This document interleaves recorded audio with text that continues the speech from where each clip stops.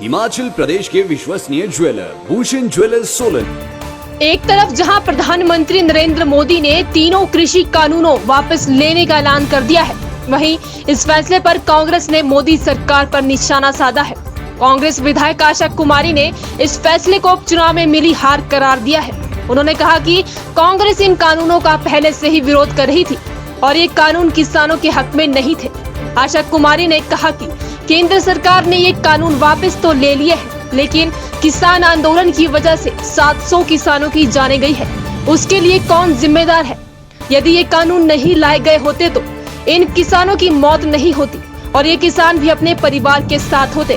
तो आज प्रधानमंत्री ने तीनों कानूनों को वापस ले लिया है, किस तरह से इस पूरे उसको देखते हैं? काफी लगा दिया केंद्र सरकार ने इस पर। देखिए, कृषि कानून, पहली बात कांग्रेस का शुरू से ये स्टैंड रहा है कि ये कानून है ही गलत, थे ही गलत। और भारतीय जनता पार्टी, प्रधानमंत्री और उनके सारे मंत्री जो हैं, अहंकार में आकर के उन्होंने इन कानूनों को वापस लेने से इनकार किया शुरुआती दौर में, जबकि सबको मालूम था कि ये कृषकों के हक में नहीं है। और दूसरी बात ये कि जहां हम इन कानूनों को वापस लेने के लिए कांग्रेस पार्टी ने एक जो हमारा तरीका होता है, बिल्कुल ही सत्याग्रह टाइप का हमारा रहता है कि हम कोई वायलेंस नहीं करते हैं, कांग्रेस पार्टी वायलेंस में बिलीव नहीं करती है, तो हमने अपने तरीके से बात उठाई। मगर इस मौके पे सबसे बड़ी बात तो ये है कि वो 700 से ज़्यादा किसान जिनकी इस आंदोलन में जान चली गई, उसका जिम्मेवार कौन है? क्या आज हम उन जानों को वापस लाया जा सकता है? हम कर सकते हैं कुछ उसके बारे में? ये कानून नहीं लाए गए होते तो आज वो लोग जो हैं हमारे बीच होते। तो ये कानून वापस इन्होंने लिए हैं। हमारा तो कहना है ये कानून लाने ही नहीं चाहिए थे। आज इन्होंने वापस लिए हैं, देखते हैं आगे ये क्या करते हैं। अभी इसमें कुछ और दावपेच हैं, क्योंकि जहाँ तक मेरी जानकारी है, टिकैत साहब ने कहा है कि हम आंदोलन वापस नहीं लेंगे। अभी मैं उनकी बात से सहमत हूँ। इसलिए सहमत हूँ क्योंकि किसान का एक बहुत बड़ा मुद्दा और एक बहुत बड़ा जिसको हम कह सकते भय एमएसपी को लेकर के है। एमएसपी के बारे में प्रधानमंत्री जी ने कोई भी जो है स्पष्टीकरण नहीं दिया, उन्होंने उस बात को छुआ भी नहीं है। और आप जानते हैं कि जब तक इस सरकार को, इस पार्टी को किसी चीज़ का एहसास न कराया जाए, जैसे आपने देखा हिमाचल प्रदेश में 4-0 हमने बाई इलेक्शन में जीता, उसका नतीजा क्या हुआ? नतीजन पूरे देश में कीमतों को नीचे लाना पड़ा, पेट्रोल डीजल की कीमतों को नीचे लाना पड़ा।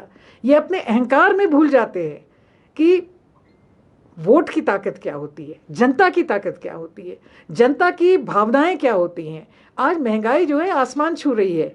कांग्रेस पार्टी और हिमाचल प्रदेश ने एक रास्ता दिखाया है कि लोगों की समस्याओं को आप अगर हल नहीं करेंगे, और ये मेरा ये मानना है कि ये इन्होंने सिर्फ और सिर्फ इसलिए कानून वापस लिए हैं क्योंकि इलेक्शन आ रहे हैं, यूपी के इलेक्शन आ रहे हैं, पंजाब के इलेक्शन आ रहे हैं। इलेक्शनों को ध्यान में रखते हुए, क्या कृषकों को ध्यान में रखते हुए ये कानून लाने नहीं चाहिए थे? ये इसके बारे में इन्होंने कोई सोचा? जो 700 जाने गई उसके बारे में कभी सोचा?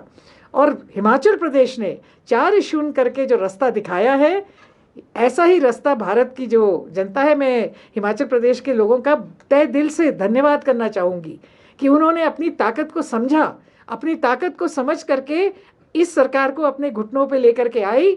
और आज जो है पेट्रोल डीजल के दाम जो है कम होने शुरू हो गए, और हमें उम्मीद है कि आने वाले समय में रसोई गैस, सरसों का तेल, खाद्य पदार्थ, ये सारी चीज़ें, इनके भी दाम नीचे आएंगे। सरिया 7,000 रुपये से ऊपर चला गया है। सीमेंट की बोरी 150 रुपये, 200 रुपये बढ़ जाती है। वोट की ताकत, जनता की ताकत के सामने अहंकार को झुकना पड़ा, और निश्चित तौर पे कांग्रेस पार्टी इसी बात के लिए किसानों के साथ खड़ी रही। उज्जवल हिमाचल के लिए ब्यूरो शिमला।